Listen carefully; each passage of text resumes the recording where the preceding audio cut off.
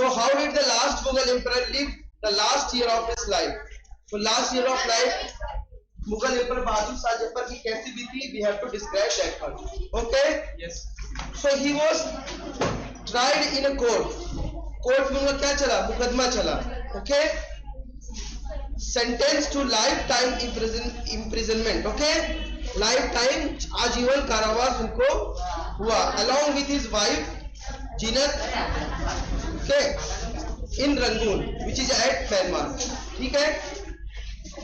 In October 1858. So in this way the last Mughal emperor lived in his last year of his life. Okay?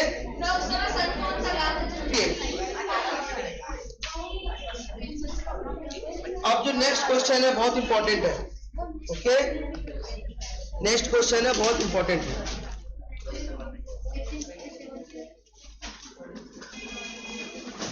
What could be the reason for the confidence of the British rulers about their position in India before May 1857?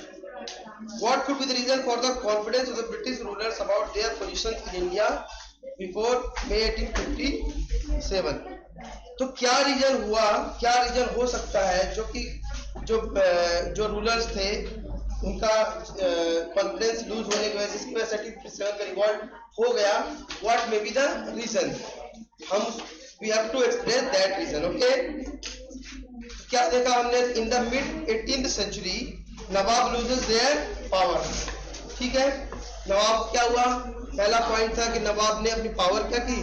Loose की. बहुत सारे नवाब ने Dalhousie after Bahadur Shah Dalhousie ने announce किया कि बहादुर शाह के बाद क्या होगा? आफ्टर बहादुर शाह जफर उनकी फैमिली को क्या कर दिया जाएगा? Will be put out of the red fort. Red fort के बाहर को दिल्ली के बाहर शिफ्ट कर दिया जाएगा. ओके, और क्या किया गया? रेसिडेंट्स को अपॉइंट कर दिया गया. कोर्ट में, इंडियन कोर्ट्स में क्या कर दिया गया? रेसिडेंट्स को अपॉइंट कर दिया, जो कि इनकी प्राइवेसी को क्या करते थे? हैम्पर करते थे, डिस्टर्ब करते थे. ओके, और प्लानिंग बनाते थे कैसे मतलब डिवाइड एंड रूल किया जाए. इसके बाद क्या हुआ कि लॉर्ड कैनिंग ने अनाउंस कर दिया. Lord Canning announce that Bahadur Shah Zafar will be the last Mughal emperor. Bahadur Shah Zafar क्या होंगे? लास्ट मुगल एम्परर होंगे. ठीक है. So in this way we have seen that these are the reason for the confidence of the British rulers about their position in India before May 1857. तो ये सब चीजें हुई जिसके वजह से क्या हुआ? उनका जो है रिवोल्ट हुआ 1857. ओके, समझ में आया question? What impact did Bahadur Shah Jafar support to the rebellion have on the people and the ruling families? Impact मतलब क्या होता है ना?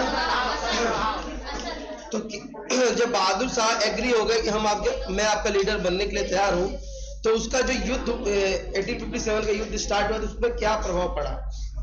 What was the impact? बताइए, रेज योर हैंड. क्या उसका प्रभाव पड़ा? Raise your hand. कौन बताएगा?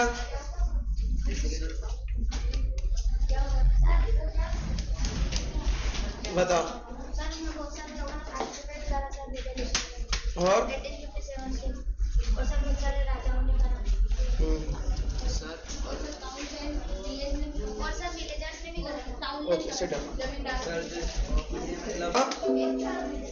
अब हम लड़ सकते हैं और हम क्या बिल्कुल कॉन्फिडेंस में आ गए. We can put out this firangis in Britishers को हम क्या कर सकते हैं? बाहर कर सकते हैं.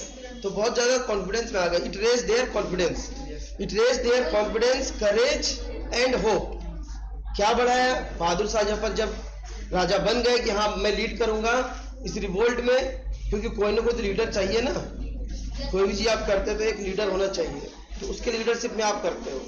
और अंग्रेजों को भी मतलब ये मैसेज गया कि हाँ मतलब ये हो रहा है. तो क्या ये लोगों का हुआ? It raise the courage, confidence and hope to the Indian people, sipahis and rebellion. तो ये सब उनके साथ हुआ बड़ा, और वो बहुत स्ट्रांगली फाइट किए और बहुत जो है सामना करना पड़ा दिक्कतों का, इसको ब्रिटिशर्स को, है ना, इसको दमन करने के लिए, इसको इस लड़ाई को सप्रेस करने के लिए, ठीक है। So let's repeat it.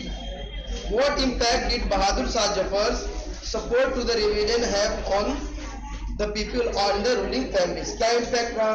तो it was very significant impact, बहुत ज्यादा महत्वपूर्ण इम्पैक्ट रहा। ओके, पीपल फेल्ट इंस्पायर्ड, लोग क्या हुए, बहुत ज्यादा इंस्पायर्ड हुए। आप पॉइंट बाय पॉइंट मेंशन कर सकते हैं, ठीक है।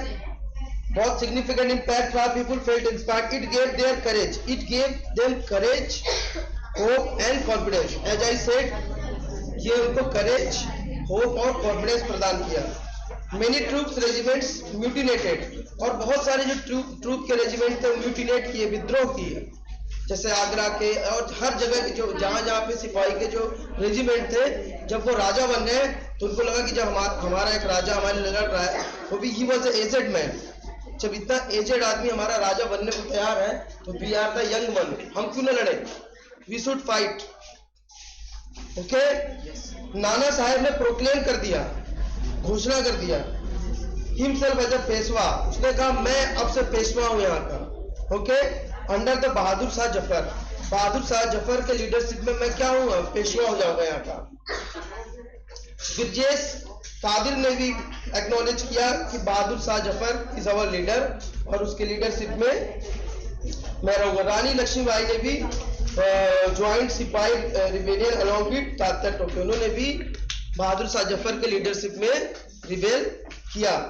तो ये इम्पैक्ट पड़ा किसका, बहादुर शाह जफर के लीडर होने का, बहुत ज्यादा पॉजिटिव इम्पैक्ट हुआ। अगर बहादुर शाह जफर लीडर नहीं होते तो हो सकता है इतना ज्यादा इम्पैक्ट नहीं पड़ता और इतना ज्यादा हम नहीं कर पाते। Okay, so the next question is, how did the Britishers succeed in securing the submission of the rebel landlord of Awadh? Okay, seventh question है कि कैसे ब्रिटिशर जो है सक्सीड हुए सबमिशन ऑफ रिबेल, इस रिबेल को सबमिट करने के लिए, और लैंड ओनर्स ऑफ अवध, उनको मतलब शांत करने के लिए उन्होंने क्या क्या किया। ठीक है, तो we have to mention about the actions what they have done to suppress and to submission of the rebel land owners of Awadh. तो क्या किया उन्होंने, दे ट्राइड, उन्होंने सबको क्या, सब पे मुकदमा चलाया, जो भी कल्प्रिट था, वॉट एवर जिस पे भी आरोप था कि he has participated in that, उन सबको क्या किया, दे टायर्ड, और उसको फांसी पे लटका दिया, they hanged them. Okay, at the same time, उसी समय में उन्होंने क्या किया, उन्होंने बहुत सारे रिवॉर्ड भी दिए। पहले तो उन्होंने सजा सुनाई उनको, और क्या किया, फांसी पे लटका दिया, जो कि जो पार्टिसिपेटर थे 1857 में, और उसी समय उन्होंने रिवार्ड भी दिया किसको, जो लॉयल रहे, जिन्होंने मतलब उनके प्रति वफादारी दिखाई, उनको रिवॉर्ड भी दिया, इनाम भी दिया, और उनको कहा कि you can enjoy the traditional right of your own land. ठीक है, तो हमने देखा कि उन्होंने सजा भी दी, और जो उनके लॉयल, हाँ, उन्होंने ये भी कहा, दे आल्सो सेड कि जो हो सकता है पार्टिसिपेट किए हो, लेकिन आज अगर वो समर्पण करना चाहते हैं तो वो कर दें और उनको छोड़ देंगे, अगर उन्होंने किसी बड़ी घटना को अंजाम न दिया हो, किसी बड़े ऑफिसर को न मारा हो। Okay, so now question number 8, in what ways did the British change their policies as a result of rebellion 1857? So this is very important question कि 1857 के रिबेल के बाद उन्होंने कौन कौन सी पॉलिसी चेंज की, जो हमने लास्ट क्लास में डिस्कस किया था, और ये बहुत इंपॉर्टेंट क्वेश्चन है। Most probably this question may come in your examination. तो हम पॉइंट बाय पॉइंट डिस्कस करते हैं। पहला पॉइंट तो ये था कि ब्रिटिश चेंज द पॉलिसीज, बहुत सारी पॉलिसी चेंज की। The act of 1858 was passed in which the power of East India Company pass to the British crown. ठीक है, सो ब्रिटिश क्राउन को पावर दे दी गई, पहला पॉइंट 1858 के एक्ट अकॉर्डिंग। दूसरा, governor general now called to viceroy of India. ठीक है, अब गवर्नर जनरल को क्या कहा गया? Viceroy of India. Okay, the kings were allowed to rule supremacy of queen of Britain. उनको कहा गया भैया कि आप क्वीन ऑफ ब्रिटेन के सुप्रीमेसी में आप अपना एंजॉय कर सकते हो, राइट अपना लैंड का, वॉट एवर। ओके, वो सब खत्म कर दिया गया। ठीक है, रेशियो ऑफ ब्रिटिश सोल्जर्स, ये तो वो किया गया, और उन्होंने बोल दिया गया कि there will be no annexation at all. अब क्या एनेक्सेशन, कोई हड़प नीति नहीं की जाएगी।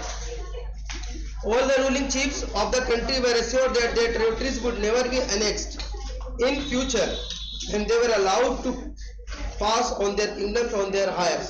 उनके जो उत्तराधिकारी, उनको उनकी किंगडम, उनका जो भी पोजीशन है, संपत्तियां दे दी जाएंगी। However, they made to acknowledge the British Queen as the sovereign paramount। उनको अपना ब्रिटिश क्वीन को sovereign paramount मानना पड़ेगा। यस, और यह गया कि जो पोर्शन ऑफ इंडियन यूज किया जाएगा, जो भारतीय सैनिक हैं उनको क्या किया जाएगा? रिड्यूस किया जाएगा, और यूरोपियन सोल्जर्स को बढ़ाया जाएगा। क्यों? क्योंकि इंडियन सोल्जर तो कभी भी रिबेल कर सकते हैं अगर कुछ भी हुआ तो। अगर ज्यादा यूरोपियन सोल्जर होंगे तो वो आपके अकॉर्डिंग चलेंगे। Okay, the land and property of Muslims and confiscated in large scale. और मुस्लिम को बड़ी मात्रा में सजा दी गई क्योंकि वो काफी बढ़ चढ़ के हिस्सा लिए, तो उन्होंने ये सब पॉलिसी अपनाई। The British decided to respect the customary, religious and social practice of the people in India. उन्होंने जो वहाँ के राजा थे उनका रिस्पेक्ट करना चालू किया। वहाँ का जो कस्टमरी, रिलीजियस जो भी बिलीफ था और सोशल प्रैक्टिस, उन सबको क्या किया? रिस्पेक्ट करना चालू किया। So these are the all the things that change after 1857। ये बहुत बड़ा प्रभाव पड़ा जो आज तक अभी तक नहीं देखा गया था। ओके, और इसी के बाद से has begin, so new phase has begin in Indian history. ठीक है, ओके।